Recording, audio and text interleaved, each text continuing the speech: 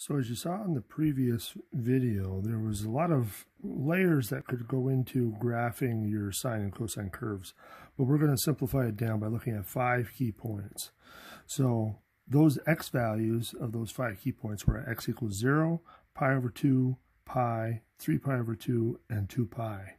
If you have the y values for each of those x values for each curve, you can determine the high points, the low points, and where it crosses the x-intercept, or excuse me, the x-axis.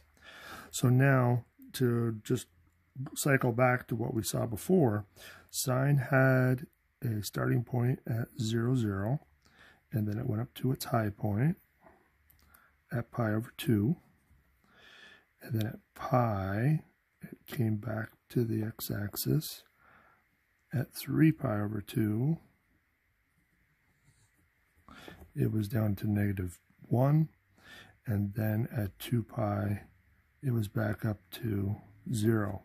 So again, the x scale is going to be fairly consistent. You're going to kind of look at multiples of pi over 2 when there's no alterations to your curves.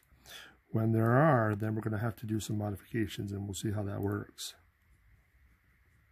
So the x scale, we want to maintain consistency, so it's going to have to be negative pi over 2 on this side. And then your y scale doesn't have to match your x scale, so that's the important thing. So it's going to look exactly the same as far as your scaling on your cosine. So we can put all that in there first.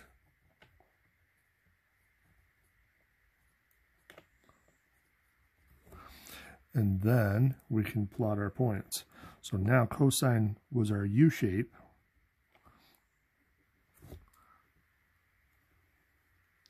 So we get our 5 points. And then I didn't draw the curve in, but let's draw that in real quick. So again, it doesn't have to be pretty, but just try to make it smooth and rounded. Don't draw, you know, like a V. You want to try to make it curvy. So kind of curvy and curve down through. And so your curve will look like that. So now that we have a quicker way to draw these, let's see what transformations do. So let's first start with a constant that's multiplied to the front of your sine or cosine curve. What is that going to do to it? We should have an idea already in mind, but let's just verify. So we know that sine, let's do our number scale, which will probably give away what's going to happen, but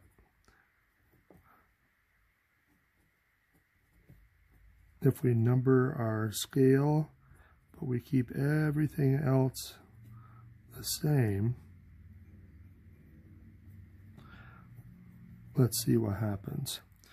So sine of x we know is going to look like this graph up here, so we can quickly get our points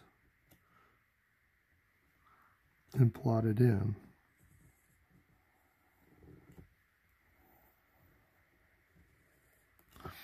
So there's our regular sine curve, and now when we have 3 sine of x, so now we're multiplying our y values times 3. So the first one doesn't change. It's still going to be at the origin, but the second one was up to 1, so that gets tripled, and it's going to bring it all the way up to 3.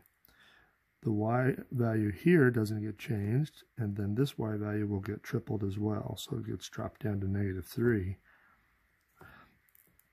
So it basically stretches it vertically.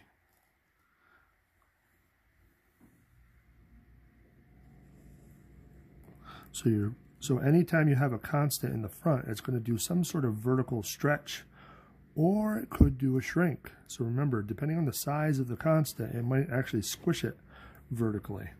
So let's see what happens in general. So if we look at the definition of amplitude, amplitude is what is affected by that constant a in front of your sine or cosine. So it represents half the distance between the maximum and the minimum values of the function, and is given by the absolute value of a. So that's important. So amplitude should be a positive number always. So depending on the value of a, the graphs of a sine of x or a cosine of x will be altered by a vertical stretch or a vertical shrink. What values of a will cause a vertical shrink? Well, you can see I've kind of given it away. So if you have a fraction smaller than 1, that's actually going to shrink it down. So your horizontal axis is still going to be the same.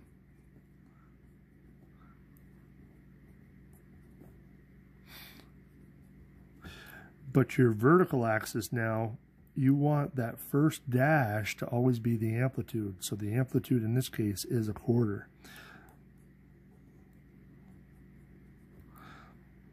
So now, just remember you're drawing cosine though. So cosine always starts at its maximum. And then it drops. And it drops. And then it comes back up.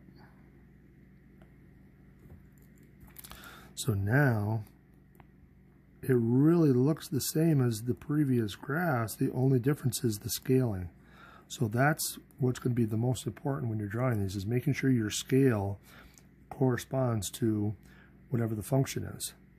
So for this one, we got -4. So this one had an amplitude of 1/4. This one should have an amplitude of the absolute value of -4, which is 4. So we still want the highest and lowest to be 4 and -4. That's still the same. X-axis is going to be unaltered. So we can pencil all that in.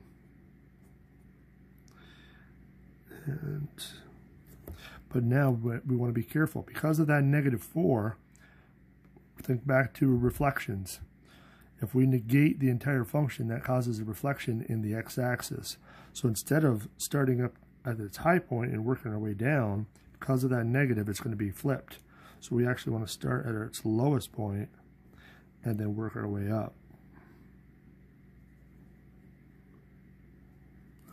So it's going to be upside down.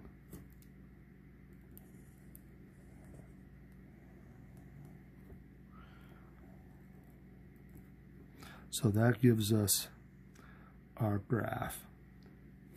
So, and again, I just summarize it down here. In general, since y equals -f of x is a reflection of the x-axis, the same applies here.